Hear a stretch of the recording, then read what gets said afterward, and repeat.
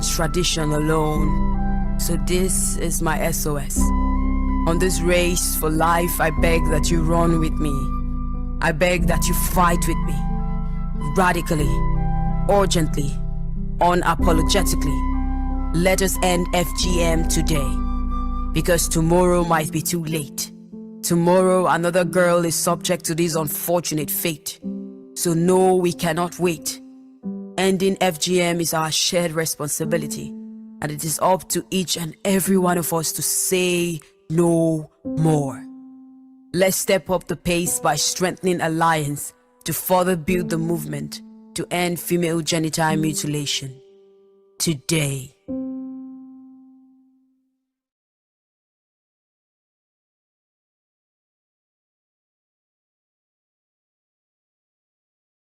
إن وحنا آمنسنا حتى قبل الجذب إن قبل سومال كم يدهمبو ولا شيء وسيدي سنجرتها يا كسر دبعتوته وكجير يوتي وFGM قدرتيسه أما واحد سوى لي بعد ارتدا أنا أقول حنوكي لا أدو يجود بيا أنا مركي أنا حقيقة كحلو أخترنا هاي وحن كشق يا برنامج أنا كشق يا بيش كيجا أما هدف كيجا وحنا هدف كيجا بيا إن وحلي هذا واحد جدين وحلي هذا إن الاستعمال بو ما فهمت سي قبلها دبعتها كل سيدان أجرين دبعتها المركي حتى بدنا شغويك بحق قبطوا نجي شغويك إن أنا توجهه waxaan ka qaban karnaa waxyaab far badan ka qaban karnaa tan ugu horeysay horta markii ugu horeysay inaan sameeyo wacyigelin inaan sameeyo marka xigta goobo bulshada ay ku kulmaan inaan tagno wacyigelin far badan aan sameeyo ani markii nafsadii aan ka hadlo as dhakhtar ahaan as aab ahaan waalid ahaan markii laga hadlo ilaa markii ugu dhibaatadaas fankii dhaqaalihi waxa bixiyo aniga si aniga dhibkii xanuunadii ilaa hadarta igu taagan oo aniga soo maray si dad kale aysan u marin marka waa inaan sameeyo ragga ay ka joogaan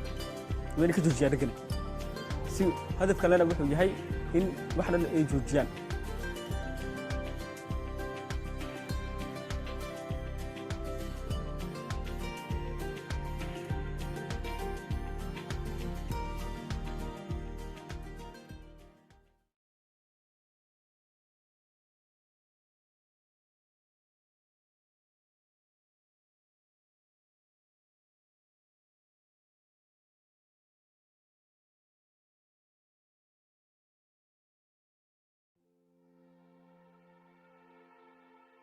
بعد زواجي حملت بطفلتي الأولى بعد ما وضعتها بكم يوم جاتني أم زوجي وقالت لي بنسوي لها الختان خوفا على بنتي رفضت بعد إلحاح كبير وافقت وأنا خايفة على البنت وأخذت البنت وسووا لها الختان في يوم من الأيام على المستشفى أتابع حملي عند الدكتورة فأنا في الانتظار جاءت حرمة تجري ببنتها وكانت تصارخ وتبكي فأنا سألت الأم إيش بها البنت؟ قالت سوينا لها الختان ومن ساعتين والبنت عندها حالة نزيف حاد. أنا دخلني الخوف وجلست أفكر إيش حالتها الآن وأفكر في بنتي الأولى اللي أنجبتها وكيف لو كان الالتهاب تطور معاها وصار نزيف. البنت سكتت عن الصراخ فلما سألت قالوا البنت توفت. أنا بعد الكشف عند الدكتورة خرجت من عندها ورحت لبيتي وسويت بحث عن هذا الموضوع في النت. بعد كم أشهر ربي يرزقني بطفلة. الجدة والأهل اللي بتختنين للبنت أنا رفضت بس ما نجينا من الكلام كانوا يعايروننا طول الوقت لأننا ما اختنا لها. بما إني بنتي الأولى تعرضت للختان وكانت ضحية الختان ما سمحت لبنتي الثانية إنها تتعرض لهذا الشيء وأنقذت بنتي ومثل ما أنقذت بنتي بغيت بنقذ عدد ممكن من البنات الأطفال إنهم ما يتعرضوا لهذا الشيء. بعد كذا أنا انضميت لفريق توعيات. بعد ما تلقيت أنا التوعيات أصبحت أنا أوعي الناس. أنا أروح للأقارب أروح لصديقاتي بنات وقدامهم المستقبل كنت أوعيهم عن طريق الرسومات مثل ما تشوفون عن طريق موبايل أسوي لهم زي الجروب للمجموعة اللي أعرفهم أنا عشان أوعيهم يعني بكل إمكانياتي شلتها زي الرسالة على عاتقي إني أنقذ أكبر بنات متعرضين لهذا الشيء.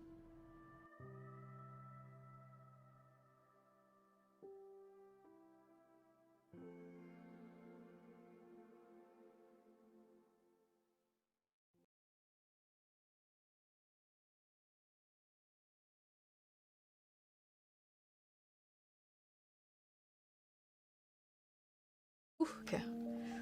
It must be so terrifying to endure this as a young girl.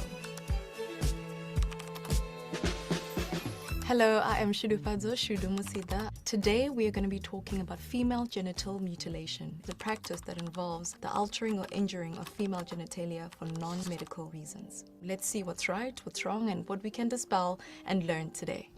Let's see. It must be so terrifying to endure this as a young girl while you held down, screaming and cut. I can't imagine subjecting my daughter to this. I've read women's accounts and they made my stomach turn. As it should. An estimated 230 million women and girls worldwide have undergone this practice. There's no medical benefit to this, but instead they have to live with the lifelong psychological pain and physical trauma. This is practiced in most Islamic countries and the Indian subcontinent more than anywhere else in the world. Is that true? So, FGM as a practice predates the rise of Christianity and Islam and currently is documented in 92 countries. So this tells you how big this problem is and how this harmful practice is prevalent in so many countries. I'm glad to know that men are against the practice of FGM. I really like this one because I believe that fathers, sons, brothers, nephews, everyone has to stand up against harmful practices against women and girls. We have some great examples in Egypt, Somalia, Cote d'Ivoire, Uganda, men standing up to not make this a woman problem, but a problem that affects all of us. It needs all of us. It needs a global response and a comprehensive approach to it. So let's have more conversations, but let's also be informed.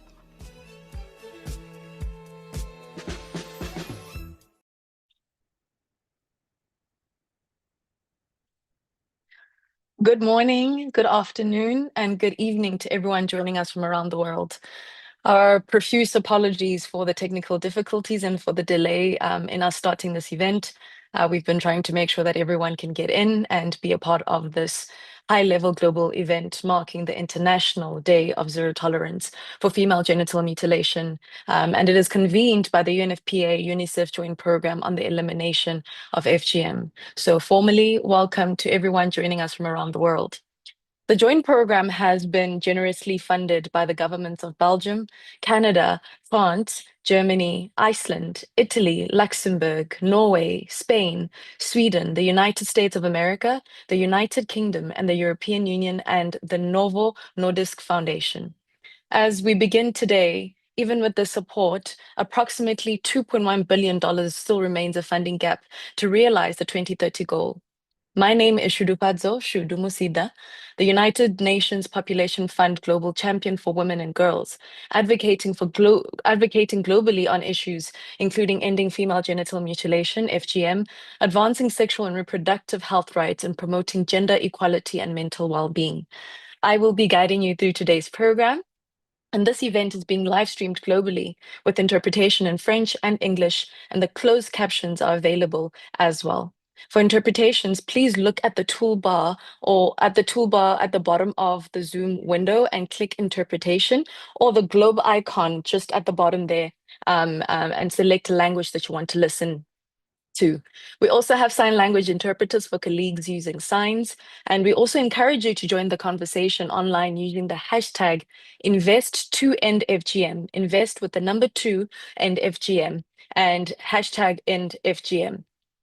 Today's event takes place ahead of the 6th of February, a day that calls the world to action towards ending FGM everywhere. Female genital mutilation, as we all know, is a grave human rights violation and a severe form of gender-based violence. Over 230 million women and girls worldwide have endured this harmful practice with social, economic, physical, and psychological consequences that can span a lifetime. The health cost of treating complications from the practice is estimated to be $1.4 billion per year, and half of what is needed to end it in highly prevalent countries. This practice persists and is fueled by harmful social norms that demand an urgent and strong collective action by partnering with various stakeholders and nationally and internationally to end it. So, with just 4 years remaining to 2030, we face the critical question: can we end female genital mutilation within these coming years? The answer: yes, we still can. 7 countries are on track to meet 2030, the 2030 zero goal. At least another 8 if the elimination pace is accelerated a few fold. And then while the rest requires substantive efforts to realize this quick impact, it shows us that with the right investment, we can end FGM. We know what works to end FGM. It is time to scale these effective interventions for impact with sustained political will, targeted investment, community-led action. We can dramatically reduce new cases and protect millions of girls. That is why this year's theme is Towards 2030. No end to FGM without sustained commitment and investment. Today, we will reaffirm global political commitment, spotlight sustainable and innovative financing, hear directly from youth and FGM survivors, and issue a clear call to action for the road ahead. It is now my honor to invite a global leader whose voice and leadership continues to shape the world movement to end harmful practices and advance the rights, health, and dignity of women and girls everywhere. As we come together to mark the International Day of Zero Tolerance for Female Genital Mutilation, her leadership reminds us that ending FGM is not only possible, it is imperative. Please join me in welcoming the Executive Director of the UNFPA, Ms. Deanne Keita, for the opening remarks. Ms. Deanne, welcome. Today, more than 230 million women and girls have undergone female genital mutilation, and that number continues to grow. Behind that number are faces of girls and today, more than 230 million women and girls have undergone female genital mutilation, and that number continues to grow. Behind that number are faces of girls and women across the globe whose lives have been forever altered. They are a powerful reminder of our shared responsibility to act decisively and to act now. Ending FGM requires sustained investment and commitment from all of us. We must build on the momentum gained over the past 3 decades, which has delivered results in community after community. Social norms are shifting, prevention and protection services are expanding, and more governments are banning this harmful practice.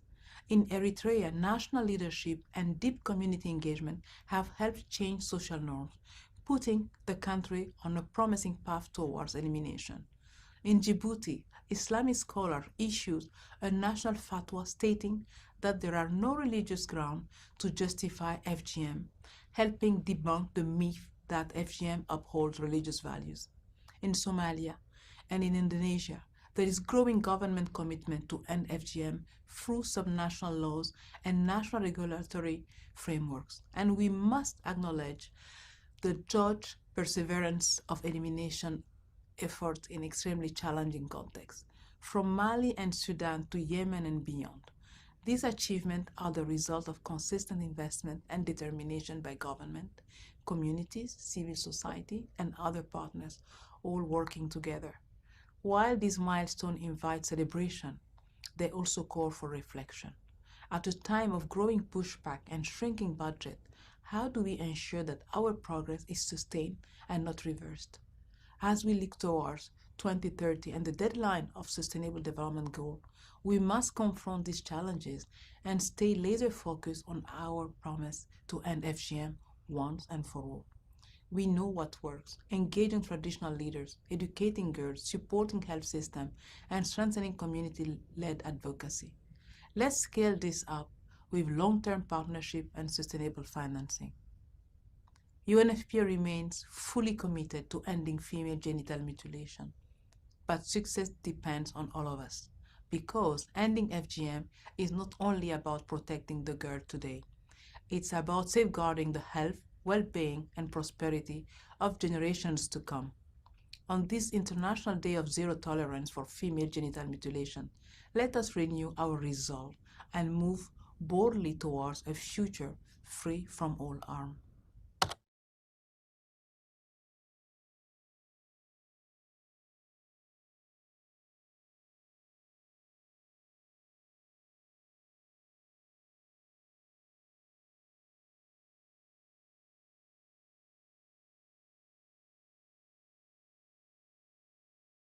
My apologies, I was muted. Thank you very much, Executive Director, for setting the tone and reminding us of what is at stake. To ground us in the lived realities behind today's discussion, we now invite you to watch a short video titled Investing in Her Future.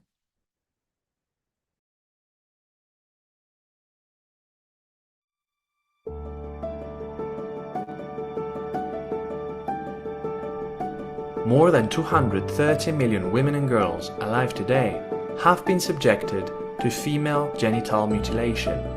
In 2024, 1.5 million girls and women received prevention and protection services. Over 187,000 vulnerable girls at risk of FGM received education support, and 88,000 girls and women received health services related to FGM. FGM is a global issue that affects millions of women and girls across 94 countries. But every year, an estimated 4 million girls remain at risk. For too many, the threat is immediate.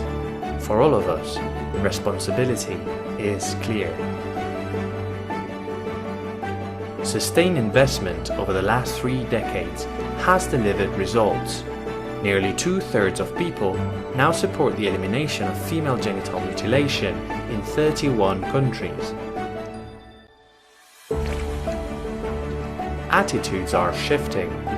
We must sustain commitments to continue progress towards ending FGM. Population growth, humanitarian crises, and declining resources threaten to slow or reverse gains, just when acceleration is needed most. Investment is more than funding.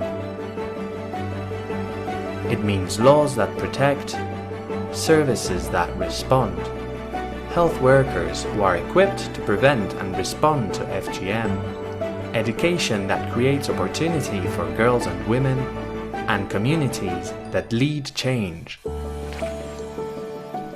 Ending female genital mutilation is within reach, but only if commitment and investment are sustained, now through 2030 and beyond.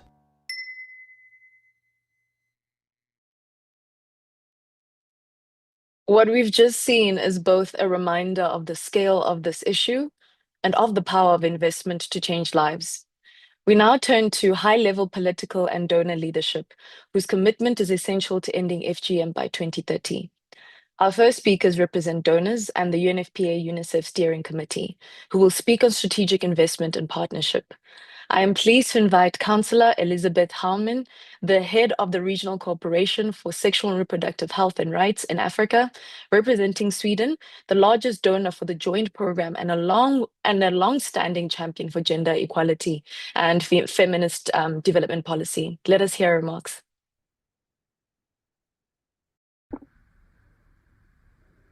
Hello everyone, my name is Elizabeth Harleman. I'm head of the regional SRHR team based at the Swedish Embassy in Pretoria.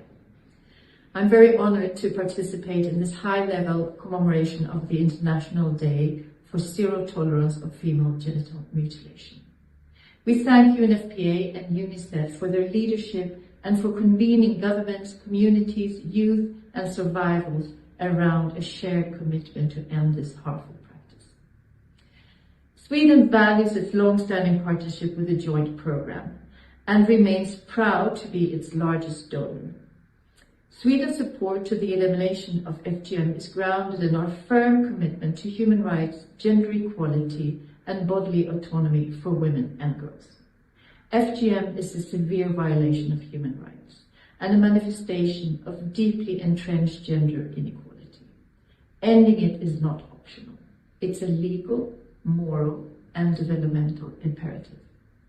Our sustained financial and political commitment and support reflects the understanding that transformative social change requires long-term predictable investments. The joint program has demonstrated that progress is possible when interventions are evidence-based, community-driven, and survival-centered. Investments in community dialogue, social norm change, youth leadership, and strengthen national systems are yielding measurable results. Sweden particularly values the program's integrated approach, linking prevention, protection, care for survivals, and accountability with the national frameworks. Ending FGM requires sustained political will and predictable financing. Sweden calls on all partners, government, civil society, and other institutions to join efforts in eliminating FGM. Sweden strongly supports the leadership of of survivors, youth, women's movement, and community actors who are reshaping norms from within. Their voices are not symbolic. They are central to effective, ethical, and sustainable solutions. Sweden reaffirms its continued commitment to the UNFPA-UNICEF Joint Programme and to the global goal of eliminating FGM. Zero tolerance must mean zero hesitation, zero backsliding, and zero compromise on the rights of girls and women. Together, through partnership, accountability, and sustained investments, ending FGM is achievable. Thank you. Thank you very much, Councillor. I now invite Mr. Xavier Bettel, the Deputy Minister and Minister for Foreign Affairs of Luxembourg, to give his remarks. Excellencies, it is an honor for me to mark the International Day of Zero Tolerance for Female Genital Mutilation with you today. Since 2010, my country, Luxembourg, has been a steadfast partner of the UNFPA-UNICEF Joint Programme on the elimination of female genital mutilation. This joint programme represents the world's largest initiative dedicated to accelerating the abandonment of this harmful practice. How can you justify, by tradition or by religion or by any other reason, to do mutilation? Its operations now span 18 countries worldwide. By bringing together civil society, governments and community actors, the joint programme builds the broad and inclusive alliances needed to end this grave violation of human rights.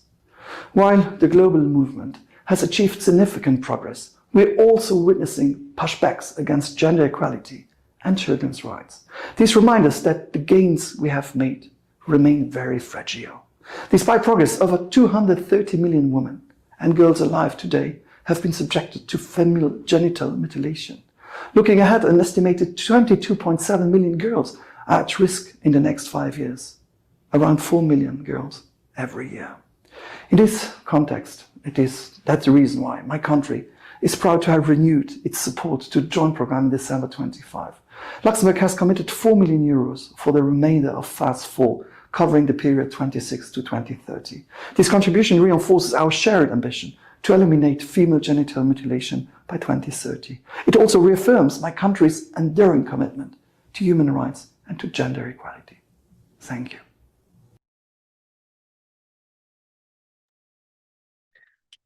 Thank you, Excellency, Mr. Xavier Bettel. We now move on to our next speakers who represent governments and partners who are translating commitment into action. It is my pleasure to invite Mr. Meritab Fesahaye, the Director General, Department of Social Welfare and Ministry of Labour and Social Welfare, and also the Chair of the Technical Committee for the Elimination of Harmful Practices from the State of Eritrea, to share national perspectives and progress. Thank you very much, Madam Chair. As you introduced my name, I will repeat my name as well so that it's pronounced perfectly. My name is Mehret Ab Fasahi. Yes, I am the Director General of the Department of Social Welfare at the Ministry of Labour and Social Welfare and the Chairperson of the National Technical Committee for ensuring the rights of women and children. I'm very glad to participate in this forum as we shall celebrate the 6th of February tomorrow in Eritrea. Every zonal administration, we have 6 zonal administrations in Eritrea, will be celebrating, commemorating in each sub-zone. At national level, it will be commemorated in Gashbarka at the Gunyi sub-zonal administration. So my presentation says, the journey to end FGM in Eritrea through societal approach. Can you hear me? Yes, we can. Yes, by way of introduction, let me make it straight that the government of the state of Eritrea recognized that FGM is a human rights violation and a threat to women's health and equality. One of the important resolutions passed in 1979 in the National Union of Eritrean Women Founding Progress was the commitment to fight against and abolish FGM. The societal approach is based on the following. Decision-making is interdependent. The choice of an individual is based on what other individuals and families choose. To accelerate the abandonment of the practice, the government of the state of Eritrea issued anti-FGM proclamation in 2007. So the strategic coordination and structure goes as follows. But the most important thing is the goal is to shift social norms. So the strategy is establishment of committees at different levels to end FGM and underage marriage. At the center, there is a national steering and technical committee comprising of the Ministry of Health, Ministry of Labor and Social Welfare, National Union of Eritrean Women, UNICEF, and NFPA. The technical team is cascaded down to zonal coordination.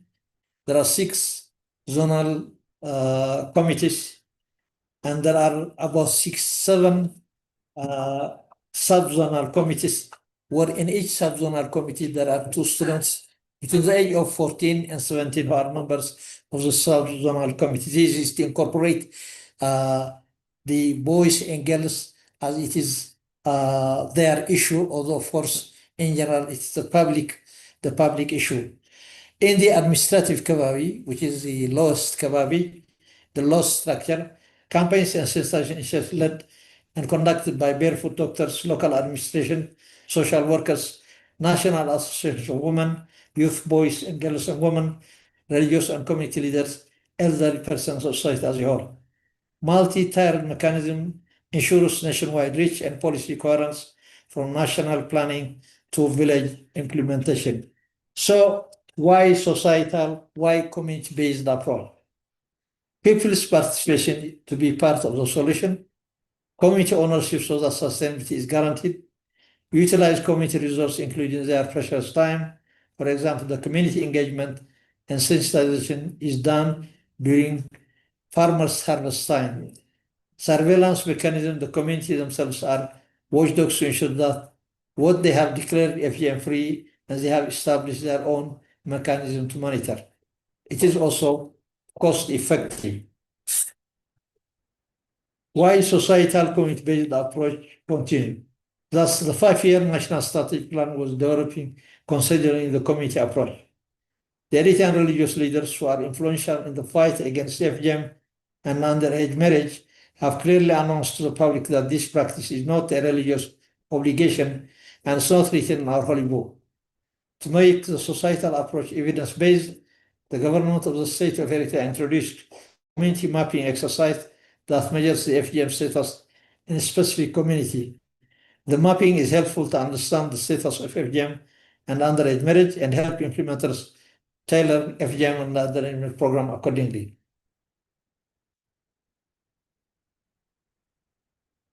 Let me try to compare the results of the community mapping studies which were done in 2024, conducted in 20 of the 67 subzones, with the results of the community mapping studies that were conducted in 2025 in another 11 subzones of the 67 subzones. Knowledge and attitude. 93.5% of respondents during 2025 mapping results show that FGM is has harmful health effects. 95.9% believe that practice has no benefit. 92.9% are aware of the anti-FGM proclamation. 95.9% support the discontinuation of FGM. Over 90% agree that FGM is not a religious requirement. Let me deal with the community readiness as was reported during the 2024 assessment.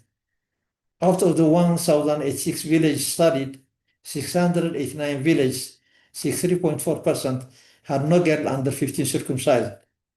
922 villages, 85.3% reported 0 cases among daughters under 5. 44.3% of villages publicly declared abandonment. Another 16 are nearly ready, a clear sign of social tipping point.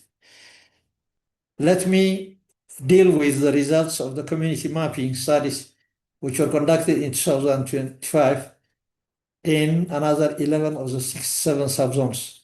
Knowledge and attitude. Almost all, 97.2% of the respondents support the discontinuation of FGM in their communities. 90.9% of the respondents believe that their communities also want FGM to be discontinued. 93.6% believe that FGM has no benefit. 95.9% believe that FGM is not mandatory by religion. Community readiness. Overall, 150, 45.6% of the total villages under study, 329, were found to be ready to make the public announcement to stop FGM in their community. Another 60, 18.2% of the villages with RPD values between 0 and 50 were almost ready to make the declaration. The remaining 118, 36.2% villages were neither not ready or far behind from making such a declaration with RPD values below 50. How is the community mapping process conducted using societal approach? The community mapping to end FGM by 2030 is the country's flagship program, considering the bottom-up approach, households, villages, subzonal administrations, zonal associations, and then the national. The process of community mapping includes mass community mobilization to change their knowledge and attitude towards ending FGM and underage marriage, house-to-house visit on the prevention of FGM and underage marriage, focusing on households with under 15 girls. A symbol, "My home is free from FGM," is placed on the household that agrees to stop FGM and underage marriage. The process continued until the whole village agreed individually to stop FGM. Their individual agreement to stop FGM will be followed by the villagers' collective declaration and decision to stop FGM and underage marriage. Community dialogue at the village administrative, Kababi, and subzones level to confirm their collective understanding and agreement to end FGM and underage marriage. Support the community-led declaration by evidence. Data collection and analysis are conducted to determine if the community is eligible to be free from FGM. The mapping result further informs the program of the communities that are FGM and underage marriage free, and the program level and type of intervention that are needed in the community.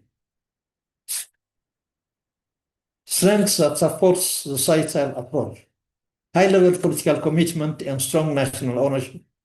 Multi-sectoral collaboration among government, Ministry of Labor, Social Welfare, Ministry of Health, National Union of Health and Women, UNICEF, UNFPA at national level, and includes Ministry of Local Government, Ministry of Education, Ministry of Justice, religious leaders, and youth at ZOBA, sub-ZOBA, and village levels. Increase community participation, legal enforcement underpinned by community participation, integration of gender equality within national health and educational system, data-driven approach with consistent mapping and survey guiding intervention.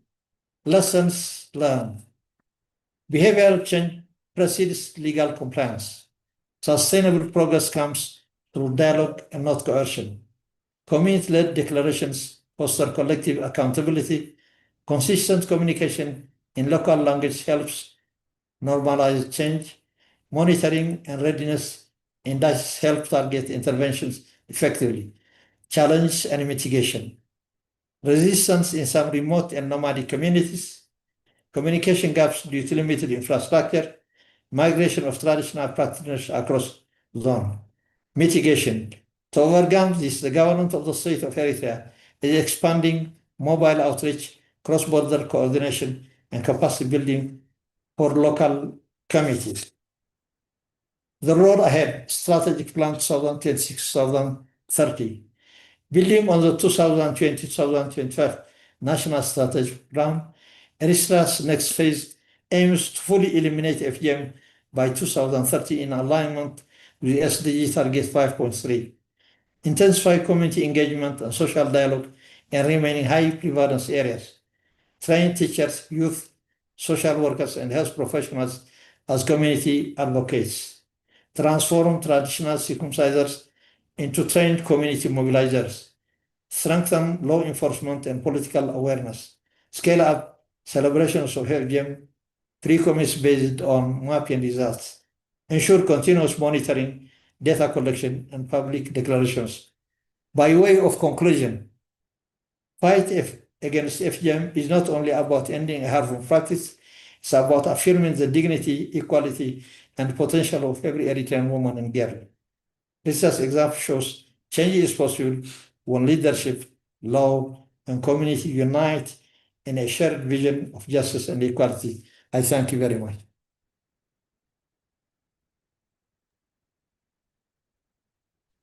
Thank you very much for these. I'm hearing an echo. Pardon. Thank you very much for these perspectives and the progress made by the state of Eritrea. Our final speaker in this segment is Dr. Imran Pambudi. He's the Director of Health Services for Vulnerable Groups at the Ministry of Health from the Government of the Republic of Indonesia, who will share insights, commitment on leadership, partnership, and government's investment to end FGM.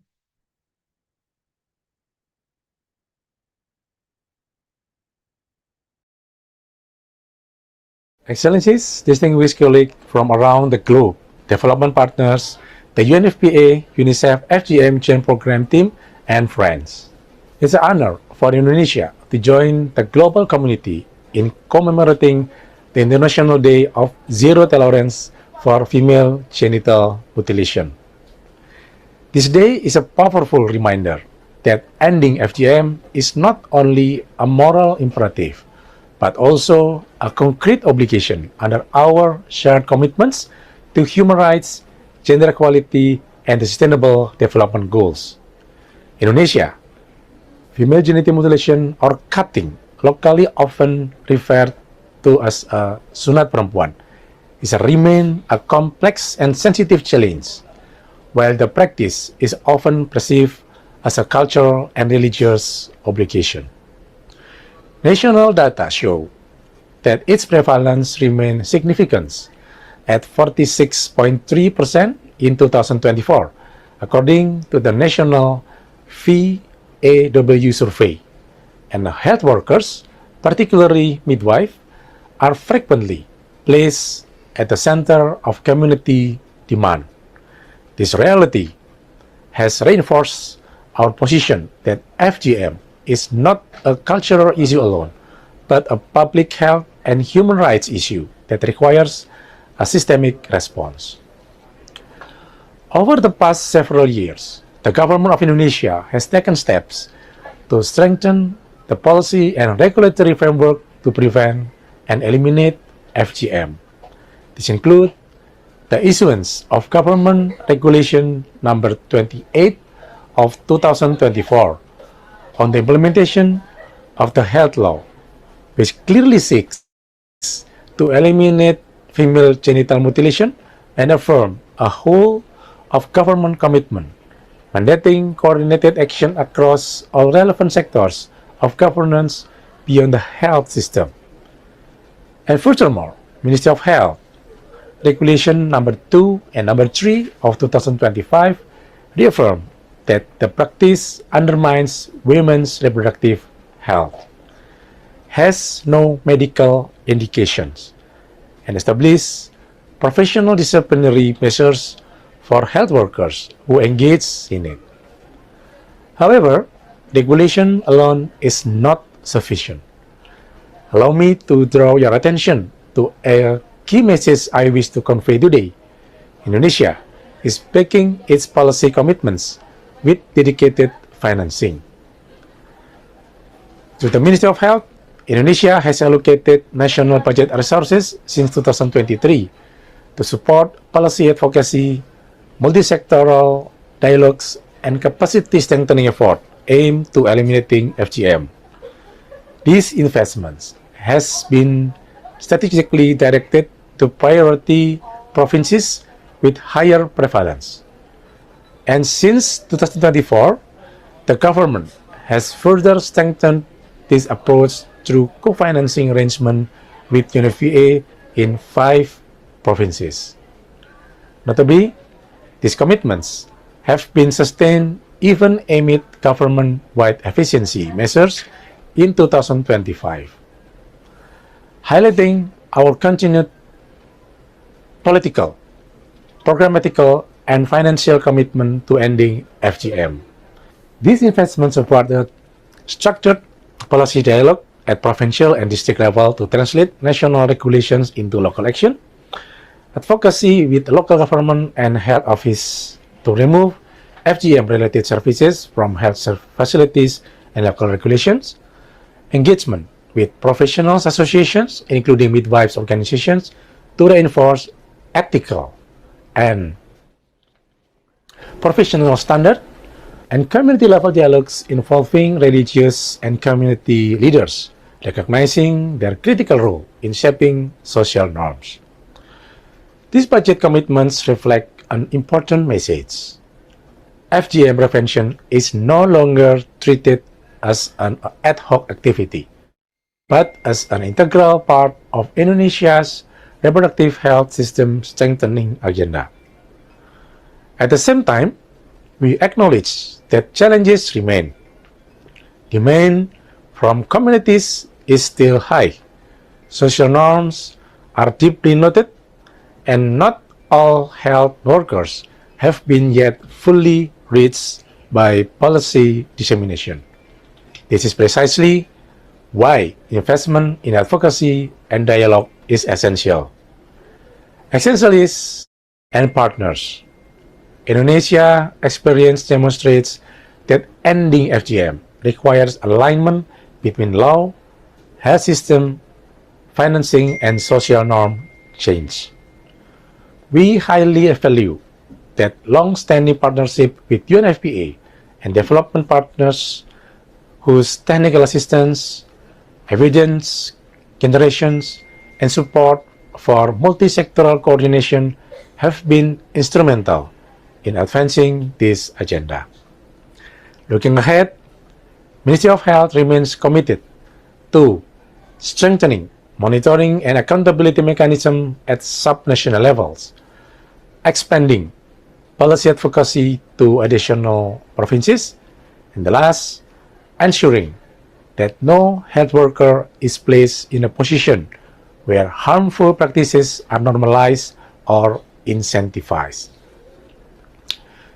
We stand ready to continue learning from the global experience and to contribute Indonesia's lessons to the international community. Together, we sustain political leadership and continue collaboration across government, communities, and development partners.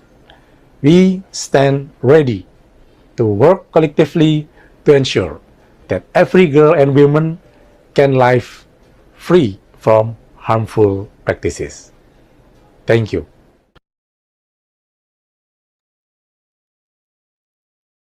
Thank you, Dr. Imran, and to all our speakers thus far who further illuminate why these conversations are more necessary than ever.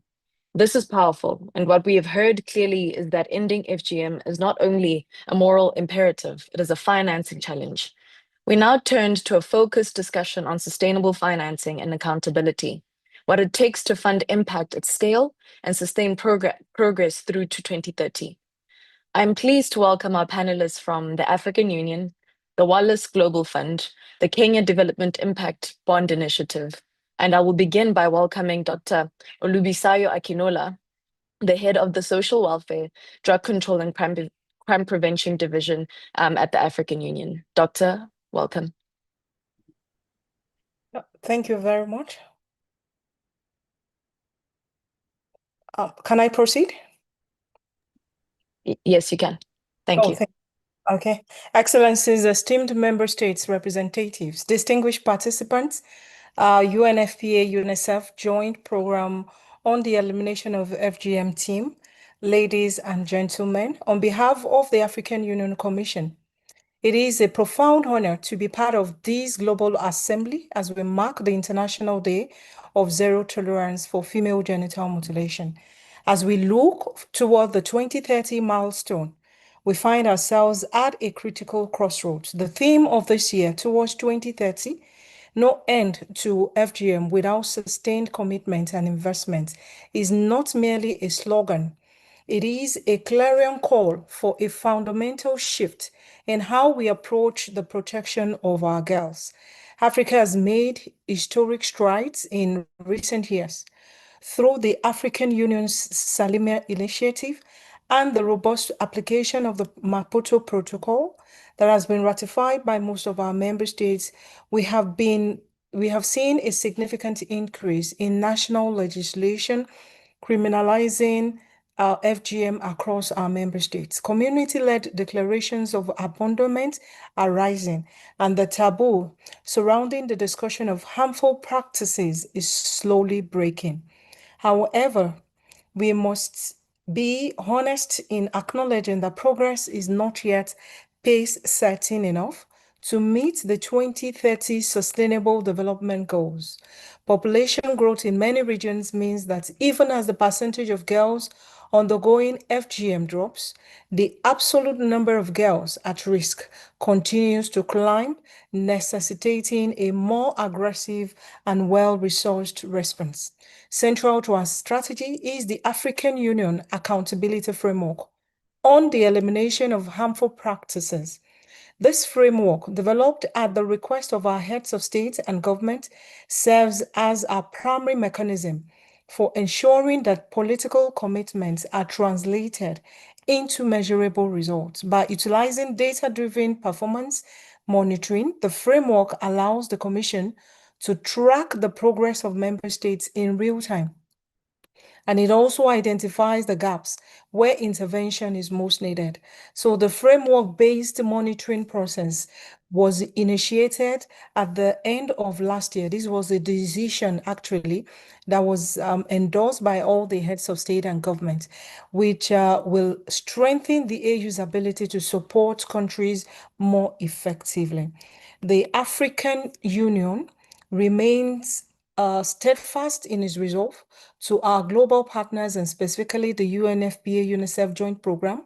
We express our gratitude for your unwavering support and ask for continued synergy to ensure resources reach the grassroots level where the real change happens. As we approach the official day of zero tolerance tomorrow, let us remember that every statistic represents a daughter, a sister, and a future leader. With 2030 less than 5 years away, the time for incremental change has passed. The time for radical, sustained investment and absolute accountability is now.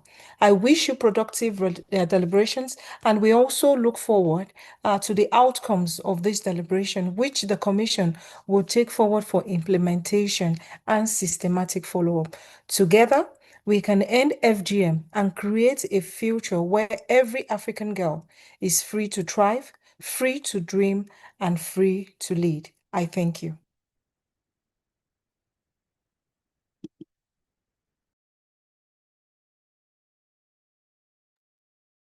Thank you so much, Dr. Akinola. And thank you, Shudu, for taking us through the first part of the program. My name is Masi Yego Chelangat, the Regional President of Eastern Southern Africa of the Global Youth Consortium Against Harmful Practices. I'll be taking you through the next part of the program. Next, we will invite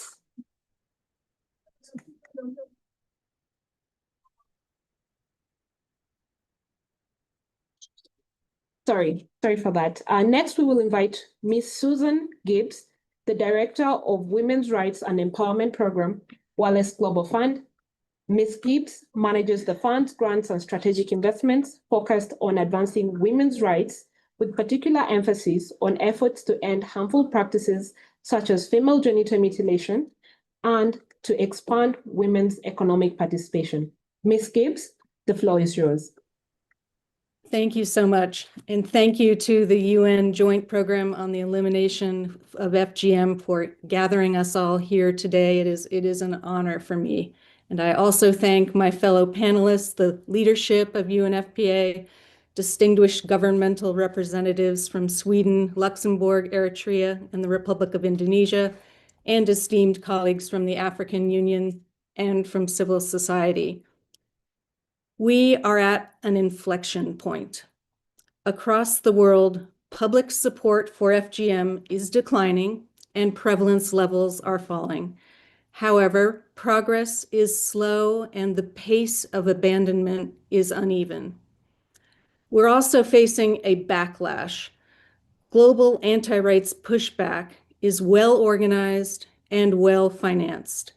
It is exploiting anti-colonial and nationalist rhetoric to reinforce patriarchal norms and justify rollbacks on women's and girls' bodily autonomy.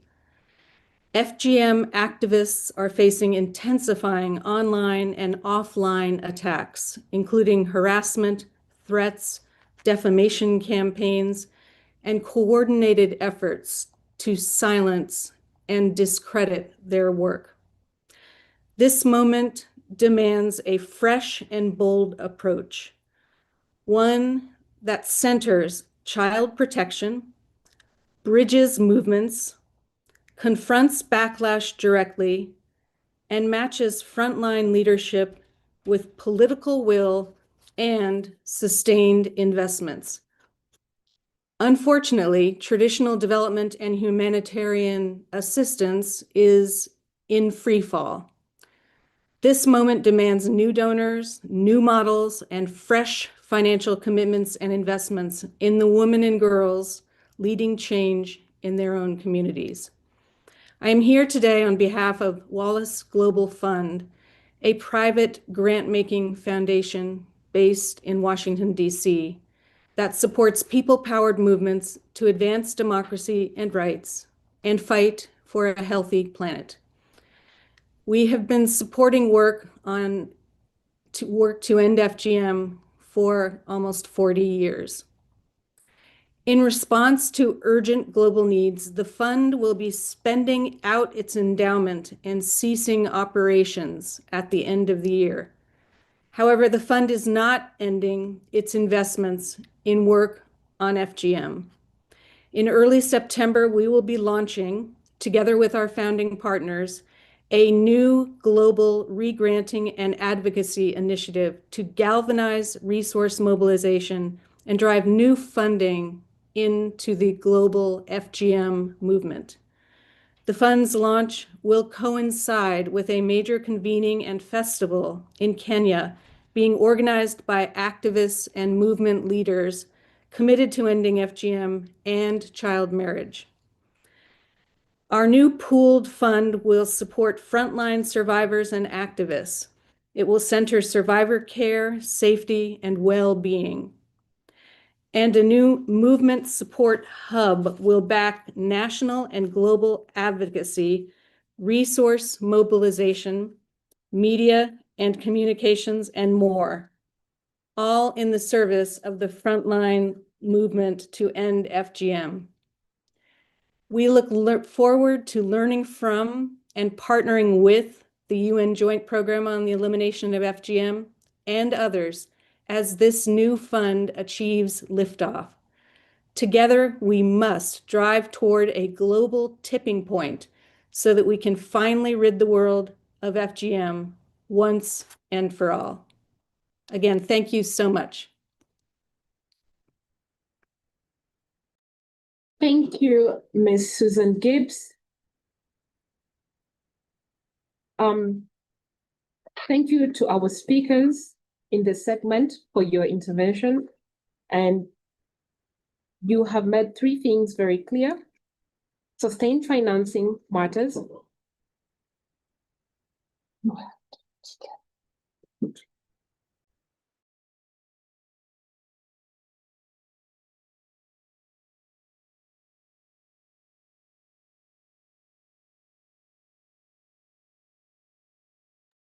Sorry, my apologies for that glitch.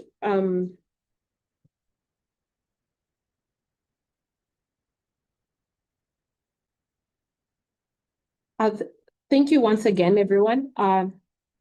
Finally, I invite Mr. Keegan Korir, the Sexual Reproductive Health and Rights Youth Advisor, UNFPA, Kenya, to speak about domestic financing and sustainability. Keegan, please take the floor. Yeah, thank you very much, Madam Chair. Excellencies, ladies and gentlemen, good morning, good afternoon, good evening. I want to just speak about our experiences as Kenya trying to test out innovative financing mechanisms. Of course, recognizing the fact that there's a changing global financing landscape for the development agenda, and that calls us to really think differently and explore innovative mechanisms of financing development. Of course, if we are to change the tide, and I think from the previous speakers' conversations, we have barely, 4 years to 2030, and really for us to be able to move the needle by 2030, I think we really need to then find alternative ways of being able to champion and finance, anti-FGM action. Coming from Kenya, which is basically a lower middle income country, and this shift in development, of course, has meant that we really have to explore alternative methods of financing development. And of course, then that has come with declining ODA, which I think is really felt globally with regards to shifting in priorities of countries, but also importantly, also the changes in GDP of nations. Of course, then that really calls for us to look at domestic financing as a way of really being able to advance the cause of fighting FGM and other harmful practices. So in Kenya in 2021, we were able to come together as UNFPA, working with WHO and UNAIDS to design and implement a program called Adolescent Sexual Reproductive Health Development Impact Bond that sought to address the twin challenge of teen pregnancies and HIV.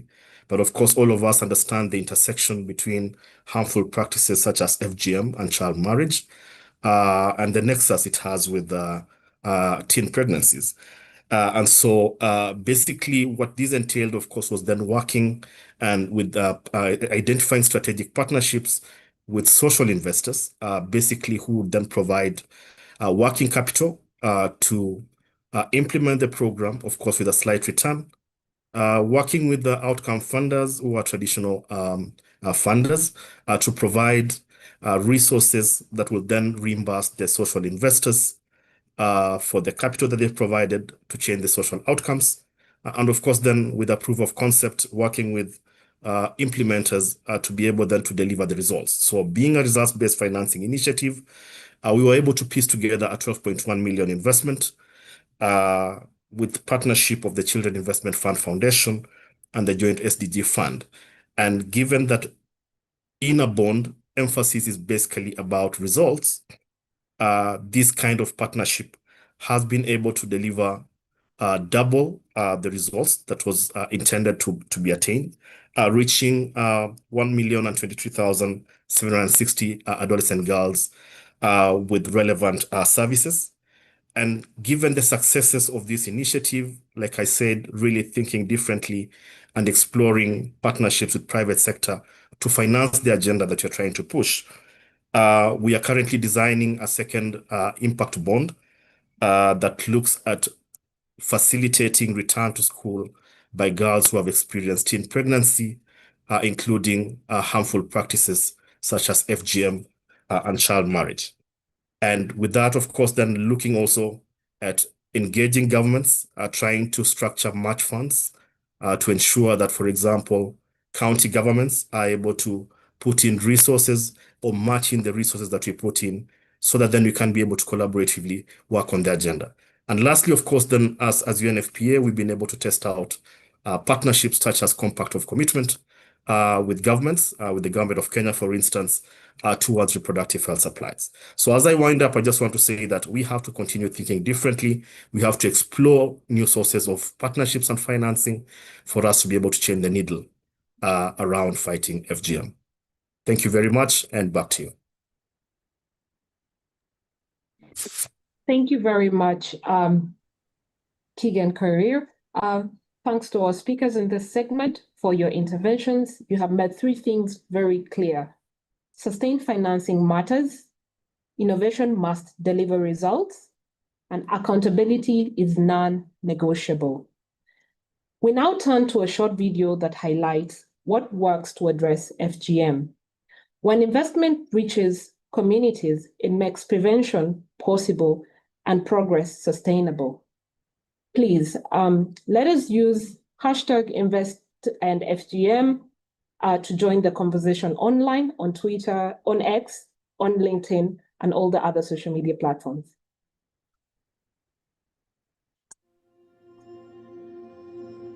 Female genital mutilation affects over 230 million girls and women worldwide, with around 4 million girls subjected to this harmful practice every year.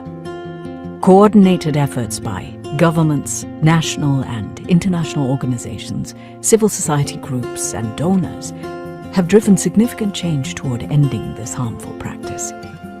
Research and evaluations from the past decades offer insight into effective strategies to address FGM. Studies show that community mobilization efforts involving influential members like community and religious leaders and health workers can help shift societal attitudes toward FGM.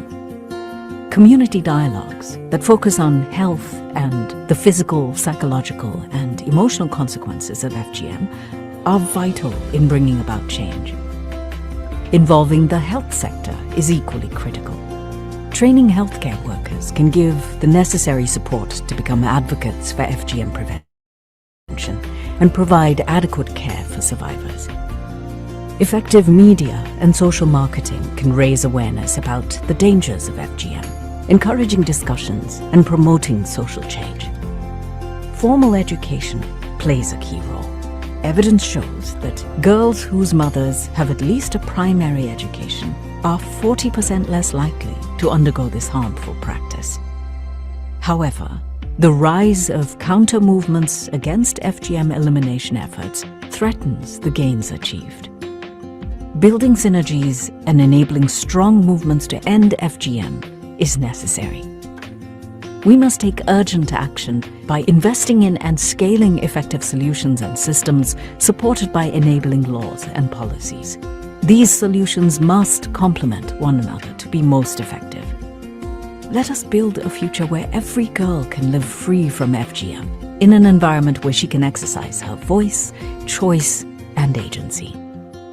Together, let's unite to end FGM.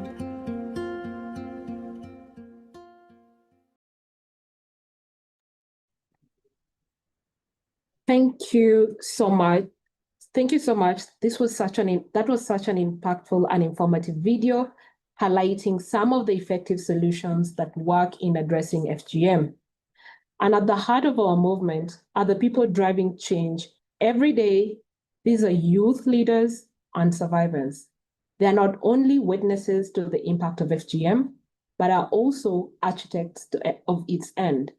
It is my honor to invite Mr. Sankulani Dakar, a Salema Youth Ambassador responsible for the Southern African region. Sankulani is a CEO and co-founder at Let's Talk Mental Health, a pharmacist, and a licensed professional counselor. Sankulani, please share your perspective and leadership on ending FGM. Thank you. Greetings, everyone. My name is Sankulani Daka. I'm glad to be here today, not just as a Salim ambassador, but as a witness.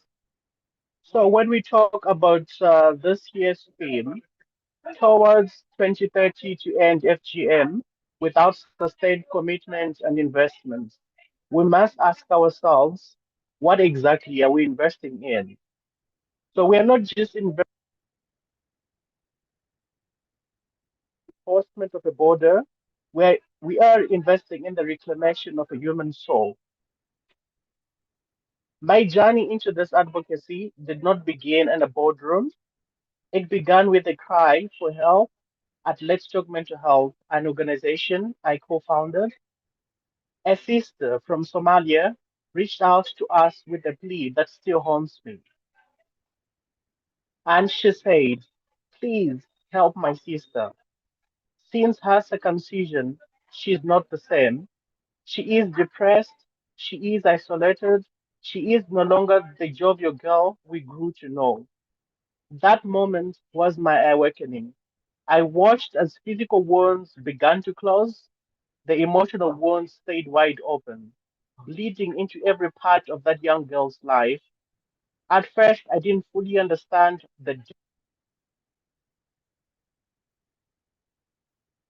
but as I researched, I was horrified. I realized that FGM is not just a procedure, it is a profound psychological erasure. It is a theft of joy, a theft of identity, and a theft of safety. As we look towards 2030, we must acknowledge a painful truth that we cannot claim to be ending FGM if we are not also addressing the mental health crisis it leaves in its work. Coming from Zambia and representing Southern Africa, I speak with a specific urgency. In our region, the conversation is often muffled by a lack of clarity. We need robust, clear, and uncompromising legal definitions.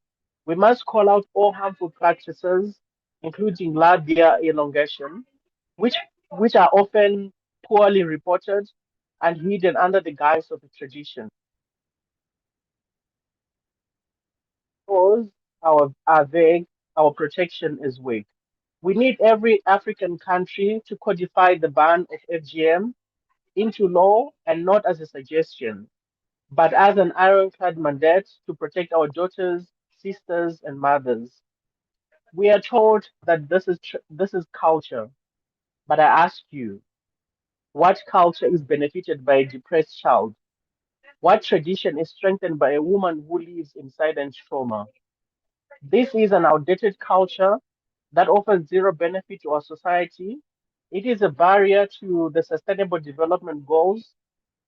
In 2015, UNFPA estimates that more than 4.4 million girls are at risk of female genital mutilation, up from 4.1 million girls in 2019.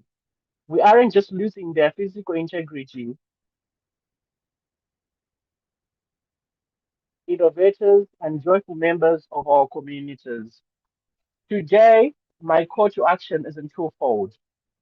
The first one is investment in a holistic recovery. Funding must be directed not only to prevention, but to mental health support for the 230 million survivors who are currently carrying the invisible weight of this practice. Secondly, political accountability. 2030 is not a distant dream, it is a deadline. We need more than signatures on treaties. We need budgets that reflect a commitment to the Sadima vision, the vision of a girl who is whole, healthy, and untouched by the blade. I am proud to be a Sadima ambassador because I believe in an Africa where tradition means protection, not pain. Let us bridge the financial gap. Let us ensure that the next generation of girls never has to lose their jovial spirit to a blade. It is time to end the silence. It is time to end FGM. Thank you so much.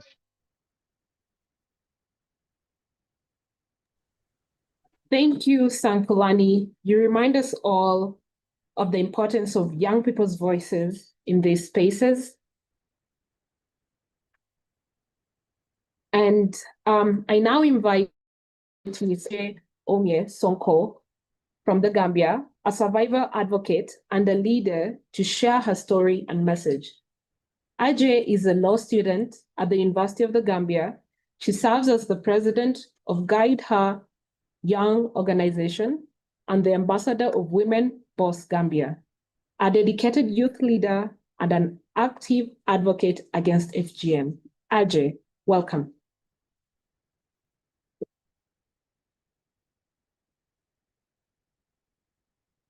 Ajay, are you able to hear us? She's muted. All right. Am I audible now? Yes, thank you. All right. Am I audible? Ajay, you're audible. Thank you. You can proceed. Thank you so much.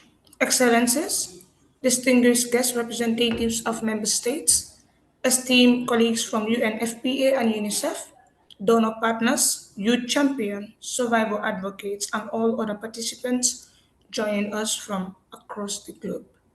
It is a profound honor to address this high-level gathering on the International Day of Zero Tolerance for Female Genital Mutilation. My name is Adiomi Sonko. I am from the Gambia, and I proudly serve as an ambassador of the Woman Boss Gambia. On this International Day of Zero Tolerance for Female Genital Mutilation, I am honored to join this high-level virtual event not only as an advocate, but as a daughter, a sister, and a young girl from a community where female genital mutilation remains a painful reality. Today, I also stand before you as a survivor, not just speaking about the issue, but speaking from the wound, from the memory, and from the deep reality that too many girls still carry in silence. In many places across my country, and in many others, female genital mutilation happens quietly without announcement, without consent, and without choice. Girls are told to be brave, to endure the pain in silence, and to accept suffering as a requirement for belonging. Afterwards, they are expected to move on as though nothing was taken from them. But guess what? Something is indeed taken from them: their safety, their trust, their bodily autonomy, and often their voice. For survivors like me, the pain does not end when the act is over. It lives in the body, it lives in the memory, it lives in quiet moments when we are reminded that decisions about our body was made without us. I remember being, I remember the fear, I remember the confusion, I remember not fully understanding what was happening, only knowing that it hurts and I was expected to endure without pain. For a long time, I struggled to understand why something so harmful could be defended so fearlessly in the name of culture. Why the pain of girls is still negotiable and why silence is valued more than protection. As a survivor, this question becomes personal because when harm is normalized, survivors are expected to normalize their traumas too. My journey as an advocate has not been easy. One of my greatest challenges have been being young and female in spaces where uncomfortable truths are unwelcomed. I have been told to stay quiet, to stop questioning tradition, and to accept harmful practices as normal. At times, I was made to feel as though I was betraying my culture simply for asking that girls should be protected. There were moments of fear, discouragements, and isolations when speaking out felt heavier than staying quiet. There were moments I questioned whether opening my own wounds publicly was worth it. But I realized that my silence will only protect the practice, not the girls. But I continue to speak because there are girls who cannot.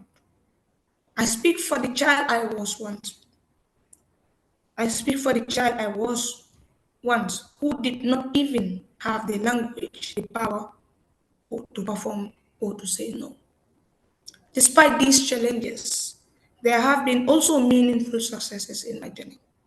Through youth engagement, peer education, and community dialogue, I have witnessed young girls realize what happened to them was not normal and not fair and not their fault. I have seen young people begin to question long held beliefs and families start conversations where silence once existed. I have held the hand of fellow survivors like me as they shared their stories for the first time. I have seen tears turn into courage and pain turn into purpose. This year's theme towards 2030, no FGM, no end to FGM without sustainable commitment and investment, rings a bell. It reflects a critical truth. Ending FGM requires more than awareness campaign and annual observance. It requires long-term commitments, consistent investment, and deliberate actions. Investment not only in program but in survivors, in our healing, in our leadership, in our voices, because survivors are not just victims of this practice. We are powerful agents of change against it. As we move towards 2030, let us choose action over excuses, courage over comfort, and protection over harmful traditions. Let us work towards a future where no girl has to suffer in order to belong. A future where girls are initiated into opportunities, not pain, into education, not fear, into leadership, not silence. Thank you so much. Thank you so much. Those were such touching words, Aji. Thank you for your courage, leadership, and clarity.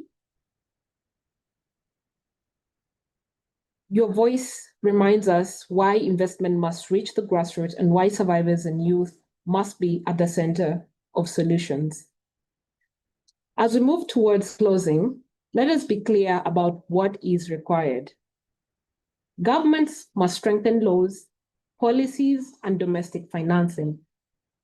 Donors must commit to long-term, predictable funding. Private sector and philanthropy must innovate and scale impact.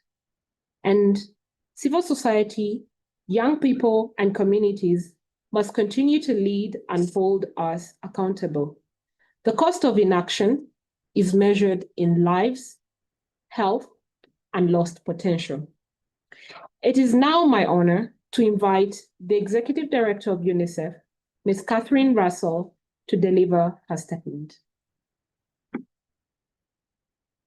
Today, on the International Day of Zero Tolerance for Female Genital Mutilation, we stand at a decisive moment. As the world draws closer to the deadline of reaching the 2030 global goal to end FGM, we are falling far short of our collective commitment. Female genital mutilation is a grave violation of human rights, robbing girls and women of their bodily autonomy and jeopardizing their health and well-being. Globally, 230 million women and girls have been subjected to the harmful practice.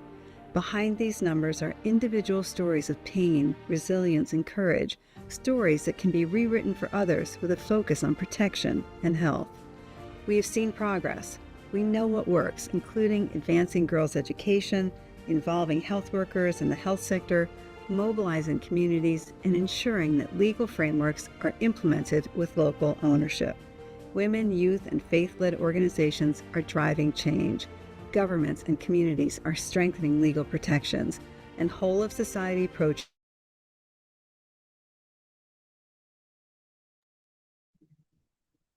led by communities are making significant strides in ending FGM. More growing challenges, mounting pushbacks against child and gender rights, global funding cuts that compromise access to essential services for girls, and the persistence of FGM in different regions demand urgent action and investment to safeguard gains and accelerate results, because every girl and woman deserves a life free from FGM.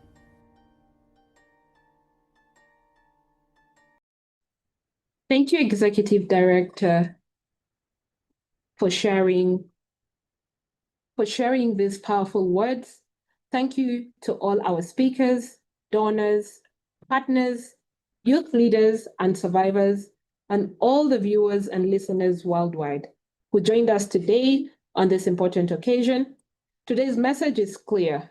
There can be no end to FGM without sustained commitment and investment. Let us leave this event not only inspired, but committed and accountable, ensuring that progress continues and hard-won gains are protected. Thank you for joining us. And please continue the conversation throughout the year using hashtag #InvestToEndFGM and hashtag #EndFGM. My name is Masiego Chelangat, and it has been my absolute honor to host this incredible event today, together with my co-host, Shudo Musida. And until next time, I'm wishing you all well, take care.